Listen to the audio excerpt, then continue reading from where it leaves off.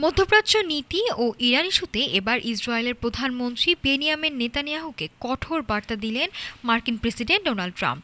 পরিষ্কার জানিয়ে দিলেন, ইরানের সঙ্গে নতুন করে কোনো সংঘাতে জড়ালে তার পরিণতি ইসরায়েলকে একাই ভোগ করতে হতে পারে।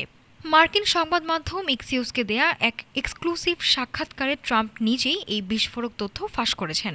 গতকাল সোমবার প্রকাশিত ওই সাক্ষাৎকারে ট্রাম্প জানান, তিনি সরাসরি নেতানিয়াহুকে সতর্ক করেছেন, ওয়াশিংটনের অন্ধ সমর্থন যে সবসময় পাওয়া যাবে না।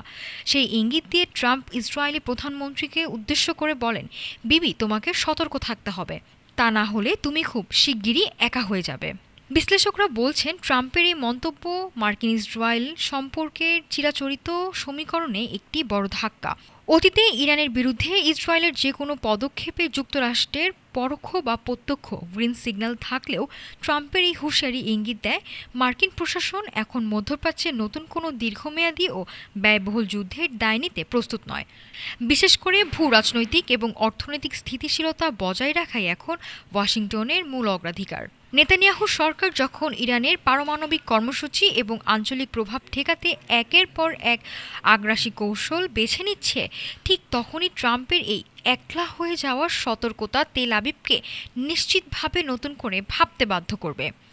ট্রাম্পের এই প্রকাশ্য হুঁশিয়ারি কেবল একটি সাধারণ সতর্কবার্তা নয়, বরং এটি মধ্যপ্রাচ্য নিয়ে মার্কিন কৌশলের এক বড় পরিবর্তনের ইঙ্গিত। ওয়াশিংটনের এই অনমনীয় অবস্থানের পর নেতানিয়াহু ইরানের বিরুদ্ধে একক সামরিক অভিযানের ঝুঁকি নেবেন, নাকি ট্রাম্পের পরামর্শ মেনে সুর নরম করবেন, এখন সেটাই দেখার বিষয়। নাফিসা সামিয়া, ঢাকা টুডে।